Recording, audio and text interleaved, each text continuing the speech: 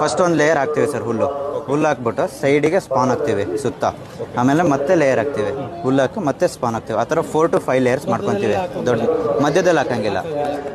Last step ಬರ್ತೀವಲ್ಲ, last ಸ್ಟೆಪ್ಪಲ್ಲಿ ಸೈಡಲ್ಲಿ ಹಾಕ್ಬಿಟ್ಟು ಮಧ್ಯದಲ್ಲಿ ಉದುರಿಸ್ಬಿಟ್ಟು ಈ ಥರ ಕಟ್ತೀವಿ.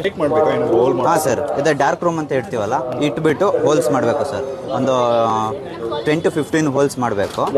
ಹೋಲ್ಸ್ ಮಾಡಿದ್ಮೇಲೆ ಡೈಲಿ ಸ್ಪ್ರೇಯಿಂಗ್ ಮಾಡ್ತಿರ್ಬೇಕು. ವಾಟ್ರಿಂಗ್ ಹೆಂಗೆ ಮಾಡಬೇಕು ಅಂದರೆ ನಮಗೆ ಟೆಂಪ್ರೇಚರ್ ಮೇಲೆ ಡಿಪೆಂಡ್ ಇರುತ್ತೆ. ಟೆಂಪ್ರೇಚರ್ ನಮಗೆ ನಾರ್ಮಲ್ ಟೆಂಪ್ರೇಚರ್ ಇದ್ದರೆ ಪರ್ ಡೇ ಒಂದ್ಸಲ ಸ್ಪ್ರೇ ಸಾಕು. ಅಥವಾ ವೇರಿ ಆಗ್ತದೆ ಅಂದರೆ 2 to 3 ಟೈಮ್ಸ್ ಮಾಡಬೇಕಾಗ್ತದೆ. ಸೊ ಅದಾದಮೇಲೆ 21 days ಆದಮೇಲೆ ನಿಮಗೆ ಈ ಥರ ಸ್ಪ್ರೌಟಿಂಗ್ ಸ್ಟಾರ್ಟ್ ಆಗುತ್ತೆ ಸರ್. ಸ್ಪ್ರೌಟ್ ಸ್ಟಾರ್ಟ್ ಆಗುತ್ತೆ. ಬಟ್ ಇದು ಸರ್ ಅದೇ ಸರ್, ಈ ಥರ ಸ್ಪ್ರೌಟ್ ಬಂದು 3 daysಗೆ ಹಾರ್ವೆಸ್ಟ್ ಮಾಡ್ಬೋದು ಸರ್. ಹಾಂ ಸರ್, ಮೈಸೂರು ನಿಯರ್ ಬೈ ಎಲ್ಲ ಇದು ಕೂಡ ನೀವೇ ಡೆಲಿವರಿ ಸರ್? ಹಾಂ ಸರ್, ಸೇಮ್ ನಂಬರ್ ಅಲ್ವಾ ಸರ್? ಹಾಂ ಸರ್, ಸೇಮ್ ನಂಬರ್.